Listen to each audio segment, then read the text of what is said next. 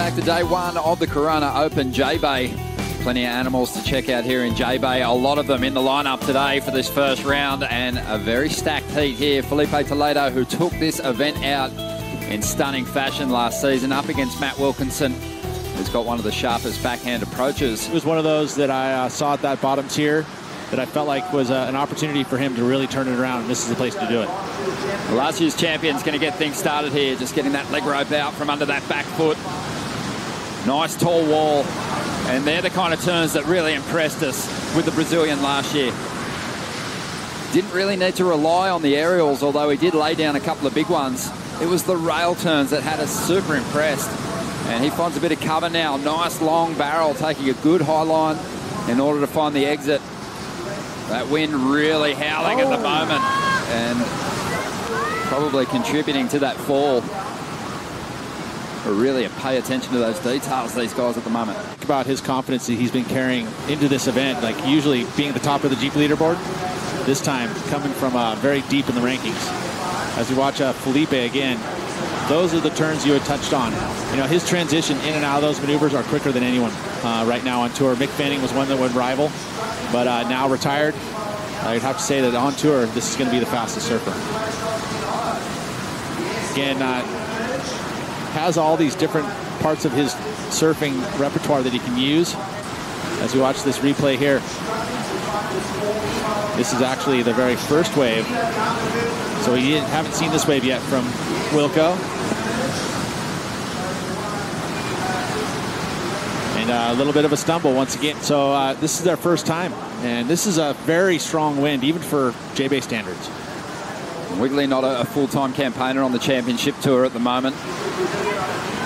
But he could certainly do some damage in this draw. Has a really good approach for these long walls. Impeccable timing on the backhand. Looking to line up a good section here. Always moves a lot of water. You can tell he's comfortable with the pace of this wave. Just stands back on that tail. Waits for those scoring opportunities. Well, you had mentioned the timing, the impeccable timing, and with that timing comes a lot of water flying off the rail here, and I think that he could definitely use that as a point of difference in just putting that tail perfectly placed in the lip and just putting the fan out into the wind. And now, once again, this is the advantage for Wiggolly to showcase is that. Getting that tail up in the lip, carving through it. We'll get a glimpse of that now, Matt Wilkinson on his first ride. Let's see what he can do. He's cracked a number of final series at this event, caused some huge upsets, but this first wave is going to be a sad one. Knows that, so he keeps himself at that top priority position. Inside, a little further down the line. Toledo up once again. Still waiting on the numbers to come through from his first wave. This one opening up nicely. Very nicely. He's going to find the exit. That's going to feel pretty good. Amazing footwork. You know, the board's going to wobble back and forth if you don't get it just right. But see how he's jamming down the line. He's starting to shift up the board a little bit and then realizes the barrel. Right there, he shifts everything forward and then goes and pushes his back to be able to drive and pump through that section. Live action once again, Matt Wilkinson feeling a different kind of pressure here at Jeffreys Bay in 2018. Chasing a big result to start making that move up the leaderboard. Great ride so far.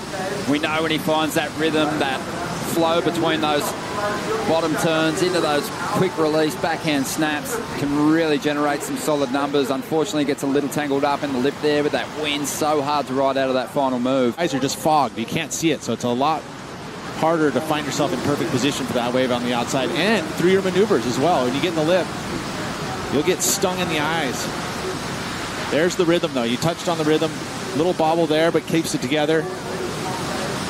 Once he gets the pendulum moving, that's where he really starts to score high, but he can't make any more mistakes like that. I think when you reflect on the event over there at Uluwatu, but, you know, I just expected him to go on and get the job done on that left-hander, so he's left himself a bit of work to do to get himself to the top end of the ratings now. And here we go, Wiggolly loading up, so much speed as he hammers down the line into the first section. Just pushes that rail into the face of the wave and sets the fins free. High risk move in this kind of wind, and he can't get himself back down the open face. rides a lot less volume for his size. And so he gets a little bit of release, and then he's not able to control it. You know, beautiful snap, but you get that sensitivity on your surfboard, which is great. But then when you get the little bit of release, and even this turn with all that speed, he really can't lay into it because his volume's a little bit less. So it starts to release easier. Again, right there in the wind, gets that release out the back. And it's an easy decision. He's going to take this first solid set. Let's see what he can do with it. There'll be more opportunities on the outside. Really lays in hard to that first section. Second swoop is even better than the first. Has a good rhythm on this wave already. 3 big turns on the outside. Now finds the barrel. And this wave just has a fantastic pace for him. Slowing right up, and now really looks to open up on the inside. He grabs the wall of the wave. Well covered. He's going to come through this section. The wave spits, and he finds even more cover down the line. There's the salute, and that is going to be a big score, possibly the biggest of the event so far. It's tough to throw a perfect number at that, but I'll tell you, the surfing that he did on it in first round one, I mean, you are funny. Oh my gosh, what a showman. This is the guy who's doing it. I mean, watch these turns on this outside section. Again, he cuts this one short, but he's pretty committed when he gets released through it. And there's that swoop. Holds the rail through the maneuver. This one higher up in the wave, carves it back quickly. Sets up this section here, but look at the barrel as he goes down. This is just the first barrel. The second one after a cutty. Who does cutback to J-Bay? Filipe does, and then sets it up perfectly for the racetrack section. Look at that. Slows down, and this one's top to bottom. It's thick, it's meaty. That's exactly the kind of barrel you want. I mean, for me, it feels like you could give that a 10. Heat has its own scale. They're pushing it. But that is a solid score for the Brazilian. A 9.17, well out in front now. What kind of reply can Matt Wilkinson give us here? He's going to have to really go all out because this wave's half the size of Filipe's. A couple of solid turns already. Beautiful conditions here on day one of the Corona Open J-Bay. And Wilco finding his flow. Up into the lip again. Really nice sequence of manoeuvres, but it is going to be hard to compare that to the barrel riding display we just saw from Filipe on the inside in the event's history. But at the same time, we know that Filipe is capable of so much more as we go to the replay of Matt Wilkinson. And one of the things I think that Matt Wilkinson brings to the table from the back end is how he gets inverted in his maneuvers. He gets upside down. He puts the head below the hips. Right here especially. See that? Gets that head low and gets the board up above. That's committed surfing. That's that type of backhand that he can bring to the table that is a little bit different than his rivals. Right there especially. See how he gets underneath his board? He pushes his board above the hips, above his head. And that shows commitment. And it's a style that he has had great success here at J-Bay. In Wiggolly. contrast, this is live. Wiggolly up once again. He is chasing down the lead. He needs a big number too to turn it. An 8.85. He might not get that, but he can chip away at the requirement by improving on a 5-point ride. Somehow hangs on to that turn. His foot was a foot off the board. Put it right back onto the deck.